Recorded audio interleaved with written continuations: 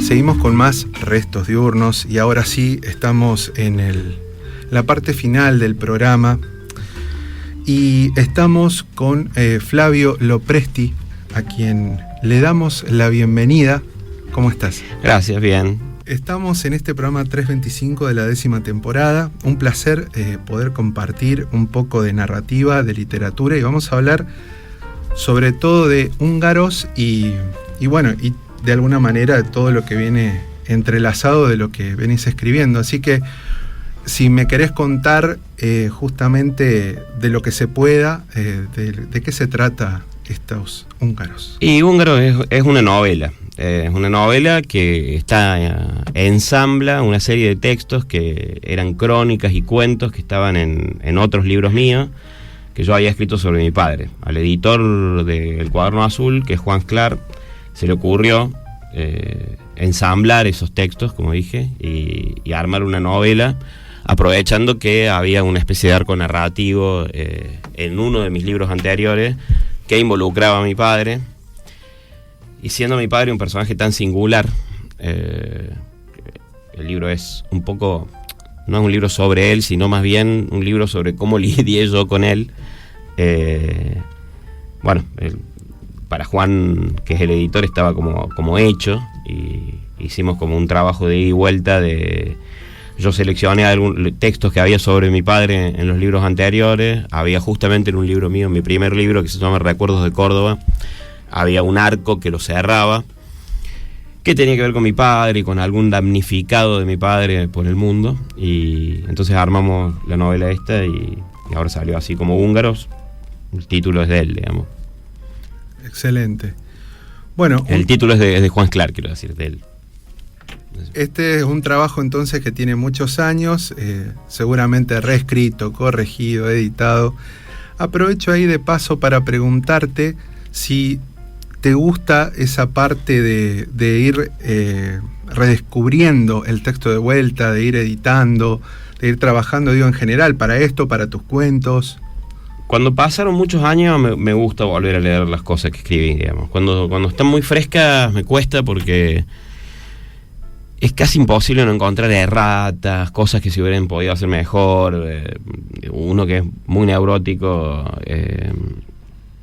no está inmediatamente cómodo con lo que hace, digamos. Entonces, verlo, por ejemplo, apenas edito un libro, leerlo el primer año, por ejemplo, no quiero, porque digo, ¿cómo hice esto acá? ¿Por qué no hice esto otro? ¿Por qué se repite esta palabra en el mismo párrafo?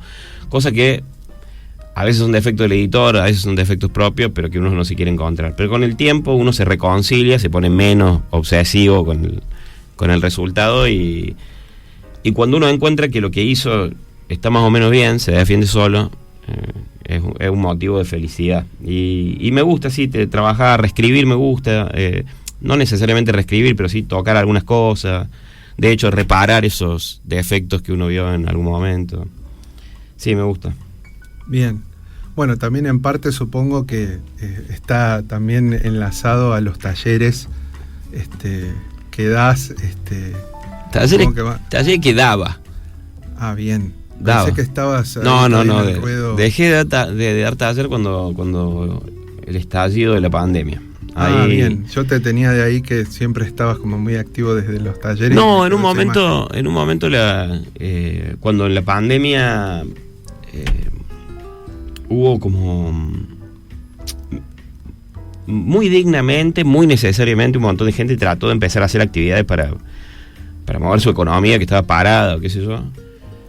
Y en esa ola yo aproveché para bajarme de una actividad que me costaba, con la que tenía como mis roces, digamos. Me costaba mucho lidiar con las expectativas de los alumnos de los talleres, de los talleristas.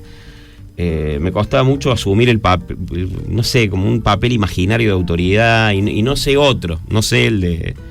Entonces, entre todas esas incomodidades, hay un cuento, yo escribí un cuento sobre mis talleres en un libro anterior que se llama Los Nombres, en donde el tallerista, bueno, expone el narrador, que es el mismo...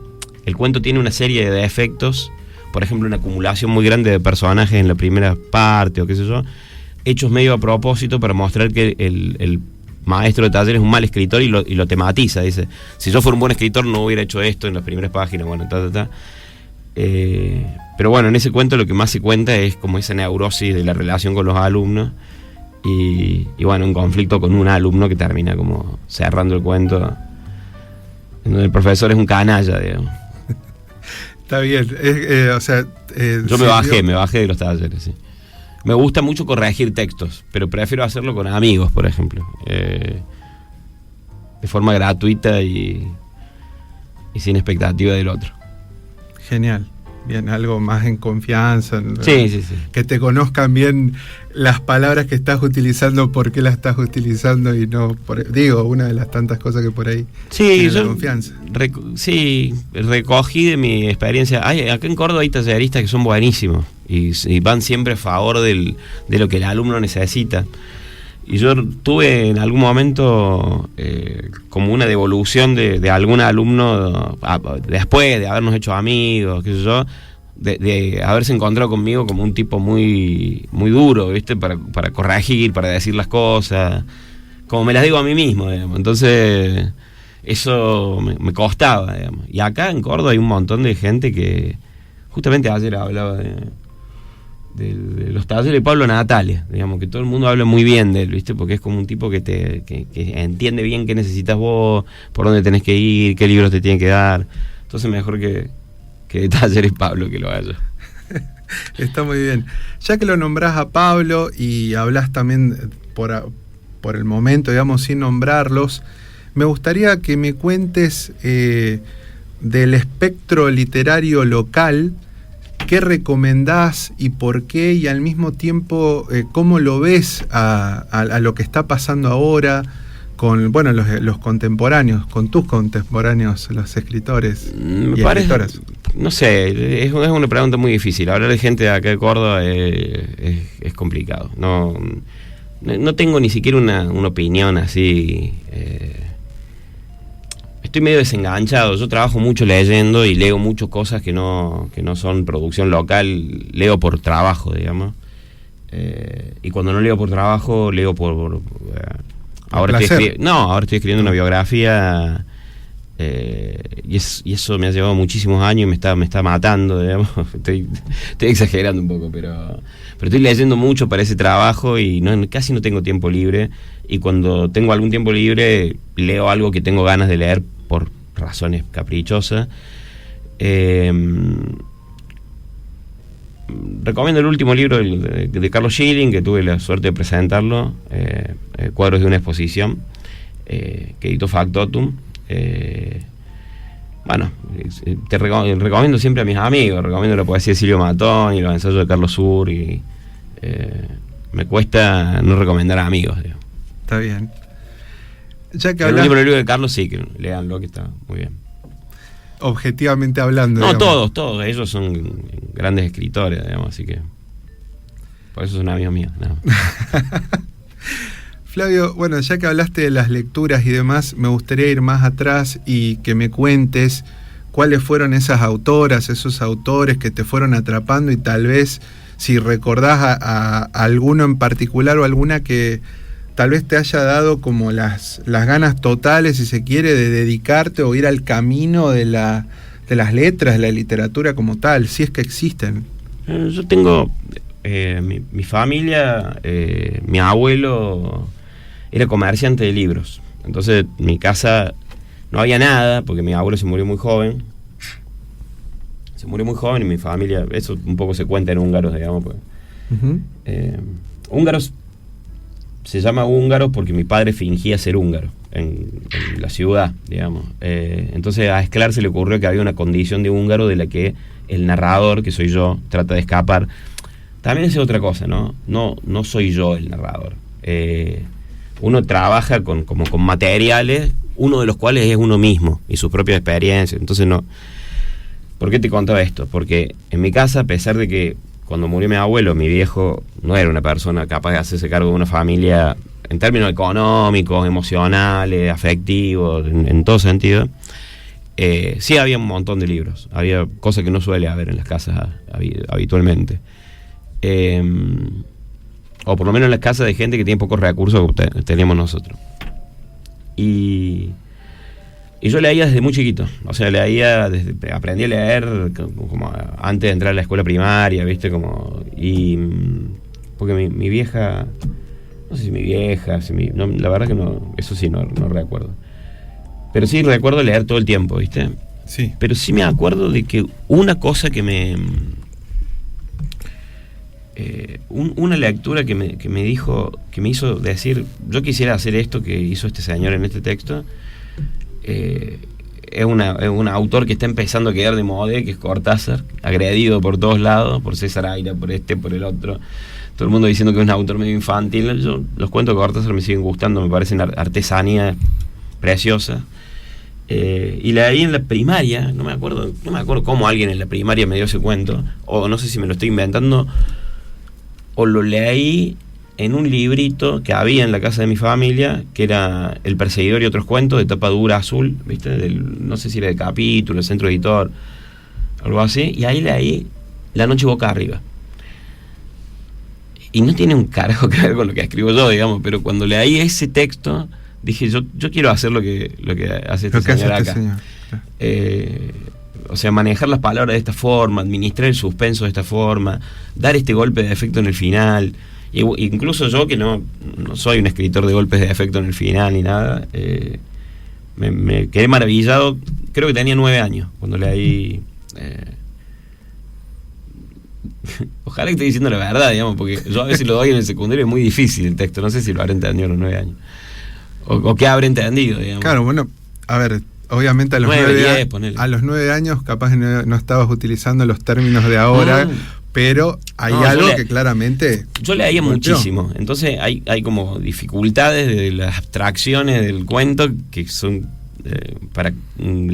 para mí no estaban, digamos, podía entender lo que decía, no sé qué habré entendido, pero llegué al final y me pegó ese golpe, y ahí creo que yo dije, yo quisiera hacer lo que... Y después, mucho más tarde, yo ya escribía, ya quería ser escritor, ya estaba pensaba estudiar letras, qué sé yo.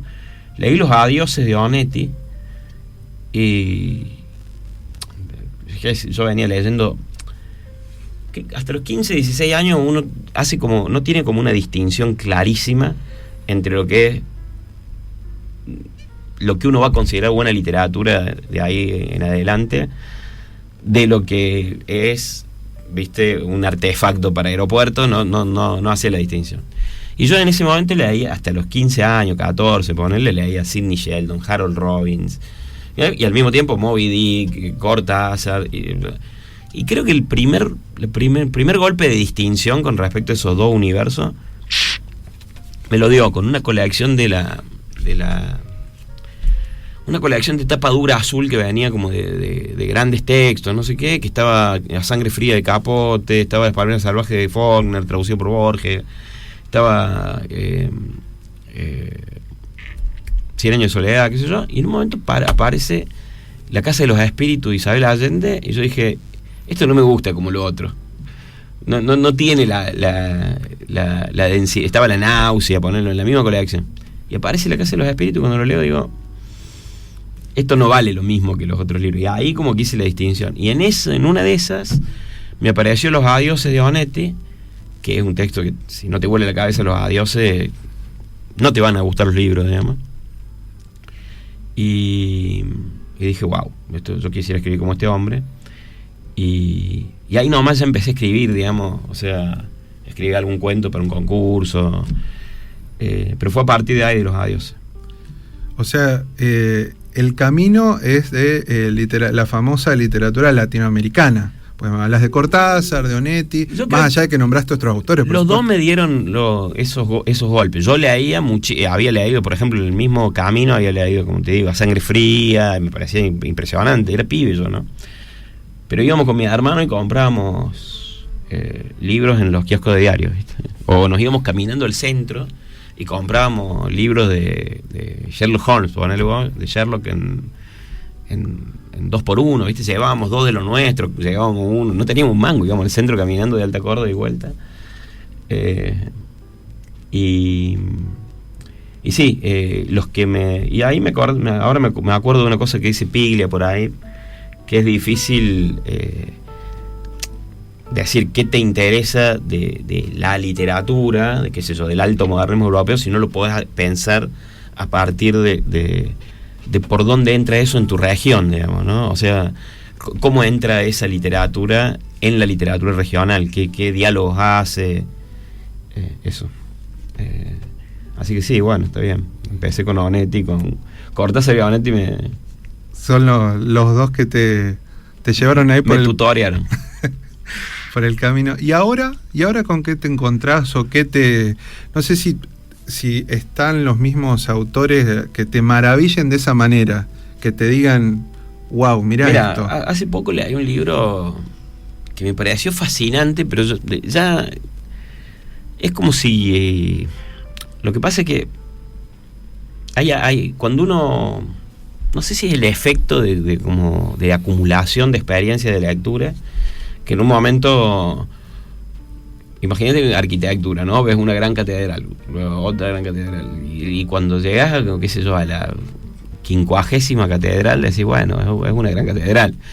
Claro. Y entonces ya los efectos que busco son más extraños, y muchas veces están conectados con lo que estoy haciendo yo en un momento.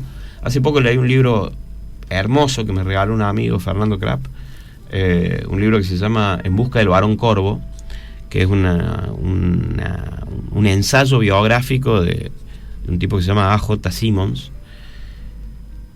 que trata de entender qué fue de la vida de un tipo que escribió una novelita corta, que es un personaje extravagantísimo, pero no hay casi datos del tipo. Entonces todo el libro es la búsqueda sobre los datos y lo que va encontrando de los datos y la extravagante figura que se va formando. Bueno, ese libro es el último que me voló la cabeza. Pero, lo que te digo, hace unos 6 años decidí escribir la biografía de Vicente Luis. Son eso, ¿viste en las películas cuando un personaje toma una decisión que le arruina la vida? No sé si es eso, digamos, pero estoy como... se complejiza todo. Estoy remetido en eso, pero ya son muchos años y hace mucho tiempo que leo mucho texto documental, digamos, como para robar recursos, como para entender los géneros, entonces estoy leyendo mucho más no ficción que ficción. Voy a hacer una pregunta que puede ser obvia, pero en mi caso no conozco. Digo, no sé... Entiendo que seguro lo conociste, lo trataste, no sé si fue tu amigo Vicente. No, yo no lo conozco, Luis. No lo vi lo trataste, en mi vida. Bien. Lo cual es toda una cosa en el libro. No, yo no quiero hablar de mí en el libro, ¿no? Uh-huh. Entonces, pero es raro que hayamos estado como en el mismo espacio cultural y no nos hayamos cruzado nunca. Yo pensaba que venía acá al UTN y pensaba que acá él tuvo un programa, acá en el UTN. Y cuando Carlos Busqueda era director artístico de la radio. Con Carlos sí tuve como una relación y qué sé yo, pero Luis no me lo crucé nunca. No. Bien, mala mía de asumir, digo, por el círculo, hasta ideas, qué sé yo, otras amistades que sí. Sí, amigos muy queridos fueron amigos de Luis, Mariela Laudecina, qué sé yo. ¿Y qué y entonces qué te lleva, por qué te metiste en esta obsesión, en este trabajo que te está llevando tiempo y que por momentos decís, bueno, porque por lo que decís pareciera que lo querés largar, pero en realidad no. No. O que te está llevando tiempo. Lo quiero terminar, digamos. Ahí quiero terminar ahora, digamos. Bien. Ahora, antes de que empiece el año que viene. Yo escribí una crónica en donde discutía el valor de la película de Caravana, ¿no? A mí no me gustaba nada, bueno, ponía un primer capítulo en la voz interior. Me contestó Rosendo, me dijo, mírala de nuevo, mírala con esta copia. Bueno, ¿no? Y en un momento encontré en un blog un tipo que le pegaba con toda la película, pero con una hazaña que yo nunca le había visto a nadie. Era como, tenía la retórica de los libertarios de hoy, ¿viste? Que van al hueso en Twitter y todo. Porquería que estamos viviendo, perdona que lo digo. Sí, no, es una pesadilla. Es una pesadilla en política y en términos culturales, digamos, porque estamos degradando la conversación pública de una forma espantosa. En fin, este loco hablaba en unos términos violentísimos, pero con más elegancia, con un poco más altura que el libertario promedio. Aparte de un tipo valioso en general. Entonces yo lo reconocí como un ex compañero de la facultad, no había hablado mucho nunca con él, lo fui a buscar Y en el momento en que hicimos como esa especie de alianza contra Córdoba, citando el título del Diego Tatian, Ujú. El loco me empieza a hablar como de en Córdoba está todo mal, mirá que tienen como héroe a este poeta, Vicente Luis, y lo defenestra. Me cuenta una anécdota y yo digo, bueno, la anécdota que me está contando podría suscribirla yo, digamos. Me he portado así yo con gente en algún momento.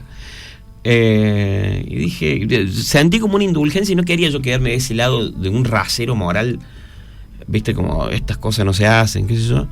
Entonces lo escribo porque él ahí me cuenta que Luis le había dejado un sobre todo. Entonces toda la crónica se llama El sobre todo de Vicente Luis. Y unos chicos de acá de Córdoba me proponen escribir una crónica para la revista Coso, Waldo Cebrero y Juan de Alessandro. Y yo me empecé a entrevistar gente, y cuando me encontré con la historia de Luis, al margen de los libros, la historia personal de Luis es muy extravagante, y es muy narrable, digamos. Pero al margen tenía mucho punto de contacto con mi viejo, digamos, gente que no quiere que no quiere pertenecer a este circo, digamos, o quiere hacerlo a su manera, de una forma muy y cuando escribí esa crónica, algunos amigos de Luis me dijeron que había muchos errores, que faltaba mucha información, que yo había sido hasta irresponsable con algunos términos, lo cual firmo, digamos, suscribo. Y ahí me vino las ganas de hacer una biografía, pedí una beca al Fondo Nacional de las Artes, y en el mismo momento leyó la crónica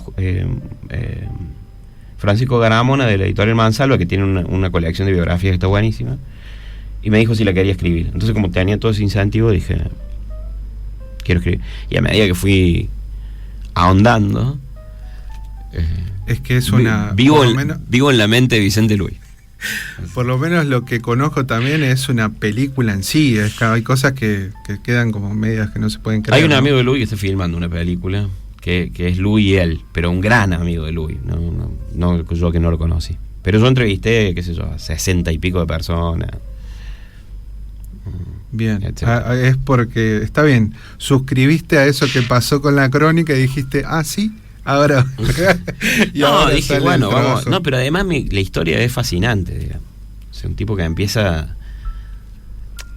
empezando por el abuelo, ¿no? El abuelo de Luis es un personajazo increíble, digamos. Es un rico de Bilbao que tiene como influencia ahí en los sectores del ultraísmo, del creacionismo y el surrealismo español en la década del 20, pero abandona la poesía porque está buscando otra cosa. Está buscando la poesía en términos vitales, ¿no? Igual no quiero parecer como un apologista del abuelo porque no me lo banco al personaje, digamos, medio que le tengo una mezcla de como de... Tengo con el personaje del abuelo algo así como lo que me pasa con Milei, prácticamente, te diría. Pero bueno, un personajazo, digamos, vino acá a América muy temprano, armó una colección de arte incaico enorme, robando... Perdón, estoy diciendo un término que no corresponde. Comprando muy barato arte original de pueblos originarios, y lo llevó a España, y ahora todo eso está en el Museo de América. Bueno, vino un trotamundos muy extraño que tenía la pretensión de acceder a la verdad, a una vida verdadera que no fuera esta, ¿no? A través de el misticismo y de una relación muy extraña con la religión. Bueno, ese era el abuelo de Luis. Y los padres de Luis se matan en un accidente aéreo cuando tiene 6 meses, y él queda con ese abuelo. Bueno, a partir de ahí... Sí, ya con todo lo que conlleva que te críe ese tipo de persona, ¿no? Ese tipo de persona que además creía que la conciencia occidental estaba mutando y que él era el receptáculo principal de esa mutación. Con eso... O sea, ¿quién te conoce narcisismo? ¿Quién te... Sí, tal cual. ¿Quién te conoce? Sí, y para colmo, tiene un par de biógrafos el abuelo, ¿viste? Porque es un personaje importante en la cultura española, relativamente importante. Y los biógrafos tienen una aceptación de lo que él cuenta, o sea, no cuestionan nada, ¿viste? Hay un momento que el loco sale gritando, ¿qué es lo que hace cualquier boludo que se tomó 2 copas a los 23 años y está estudiando en la facultad? Y lo muestran como un momento clave de la historia de la cultura española, ¿entendés? Así que, bueno, pasa, sí, bueno, es como pasa, ¿no? Cuando a alguien lo eligen y no sabes por qué. sí. Como ya que lo hablaste del el que nos está gobernando. Bueno, ahí tenés un ejemplo. Ahí va. Estimado, bueno, estamos ya prácticamente cerrando este programa. Primero, agradecerte muchísimo que hayas venido y compartir un rato, charlar un rato. No sé si te parece que compartas un pequeño extracto de Húngaros y cerramos con esa lectura tuya, si te parece bien. Bueno, puede ser. Vamos a ver si me acuerdo cuál eligió. Presentamos Húngaros en el Día de la Madre acá en la Feria del Libro. Sí. Y me había elegido un fragmento, uno de los editores. Bueno, vamos a empezar con este. Vamos a leer un fragmentito de este. Mi viejo nunca toleró tener un jefe. Como era un vendedor ambulante extraordinario y como mi vieja ponía su cabeza de esclava en la guillotina para hilotas del capitalismo, él mantenía la suya fuera del agua. Cuando yo era muy chico vendía juguetes en los colectivos. En los 80, una pyme de tejidos a máquina inventada por mi vieja le permitió no hacer nada hasta mediados de los 90 o sostener sus vicios, básicamente café y cigarrillos, a través de microestafas. Garroneaba plata de las formas más inverosímiles, fingiendo ser un húngaro, por ejemplo. Pero después de la debacle de 2001, ya no se pudo vivir del aire y volvió a la venta ambulante con un producto diseñado por él. Condimentos fraccionados en bolsas de celofán, enganchados con una engrapadora en una tira celeste de cartulina. Mi vieja los fabricaba y cada bolsa estaba rematada por un marbete de cartón grabado con una marca que la mente de mi viejo, misteriosamente enlazada al pulso ancestral y berreta del comercio, había inventado también. Especias artesanales, el sabor. Estimado Flavio Lopresti, nuevamente muchísimas gracias por haber venido. Y bueno, yo deseo que haya una próxima. Cuando quieras, Juan. Bueno, un placer haber estado. Un placer.